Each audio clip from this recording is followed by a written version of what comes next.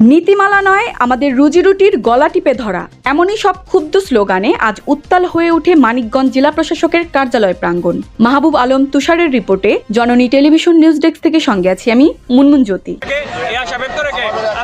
প্রধানমন্ত্রী এবং কৃষিমন্ত্রীর কাছে একটাই করে আহ্বান, আমাদের প্রশাসন বহাল রাখে, এটা আমার প্রত্যাশা। আপনারা যে মানববন্ধনটা করতেছেন, এখন সরকারের কাছে আপনার দাবিটা কি? আমাদের সরকারে আমরা খুচরা ডিলার বহাল চাই।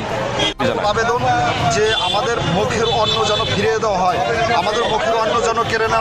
কৃষি মন্ত্রণালয়ের নতুন নীতিমালার প্রতিবাদে এবং তা বাতিলের দাবিতে রাজপথে নেমে এসেছেন সরকার অনুমোদিত কয়েকশো খুচরা সার বিক্রেতা। তাদের দাবি, এই নীতিমালা বাস্তবায়ন হলে সারা দেশের প্রায় 44,000 ক্ষুদ্র ব্যবসায়ী মুহূর্তেই পথে বসবেন। মঙ্গলবার সকালে সম্মিলিত সার ডিলার নিয়োগ ও সার সংক্রান্ত নীতিমালা 2025 বাতিলের দাবিতে মানববন্ধন করেন ডিলাররা। তাদের অভিযোগ, কোনো আলোচনা ছাড়াই হঠাৎ করে সরকার অনুমোদিত খুচরা বিক্রেতার সনদ স্থগিতের সিদ্ধান্ত নেওয়া হয়েছে। আগামী 31 মার্চের মধ্যে ব্যবসা গুটিয়ে নেওয়ার যে নির্দেশনা দেওয়া হয়েছে, তাতে হাজারো ডিলারের পরিবার ও কর্মচারীরা আজ চরম অনিশ্চয়তার মুখে। বক্তারা আবেগঘন কণ্ঠে বলেন, দীর্ঘ 3 দশক ধরে তারা কৃষকের দোরগোড়ায় সার পচে দিচ্ছেন। চাষাবাদের মৌসুমে কৃষকের পকেটে টাকা না থাকলেও এই ক্ষুদ্র ব্যবসায়ীরাই বাকিতে সার দিয়ে কৃষির চাকা সচল রাখেন। এখন দোকান ভাড়া, কর্মচারীর বেতন আর ব্যাংক ঋণের কিস্তি শোধ করা তাদের জন্য দুঃস্বপ্ন হয়ে দাঁড়িয়েছে। মানববন্ধন শেষে জেলা প্রশাসকের মাধ্যমে কৃষিমন্ত্রী বরাবর স্মারকলিপি প্রদান করেন নেতারা। খুচরা সার বিক্রেতা অ্যাসোসিয়েশন অব বাংলাদেশ